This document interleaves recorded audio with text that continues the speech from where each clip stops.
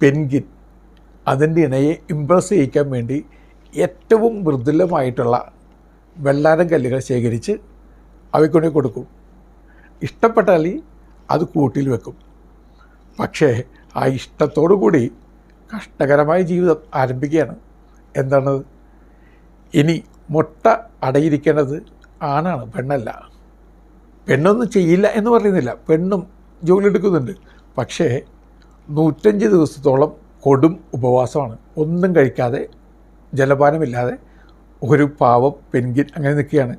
അതും കഠിന ശൈത്യം അറ്റാക്ക് ചെയ്യുമ്പോൾ, ശൈത്യക്കാറ്റ് വല്ലാതെ വീശി തുടങ്ങുമ്പോൾ അതങ്ങനെ നിൽക്കും. ചില നേരങ്ങളിൽ ഈ പെൻഗിൻ ചത്തൊടുങ്ങി എന്നും വരാം. പക്ഷേ അതങ്ങനെ നിൽക്കും. ഇനി പെൻഗിൻ അതിന് ഇണ ചത്തുപോയി കഴിഞ്ഞാൽ ചത്തു വീഴുന്നതായിട്ട് കൂടി രേഖപ്പെടുത്തപ്പെടുന്നുണ്ട്. അങ്ങനെയും സംഭവിക്കും. ഇങ്ങനെ പെട്ടുപോകുന്ന പാവാണങ്ങൾ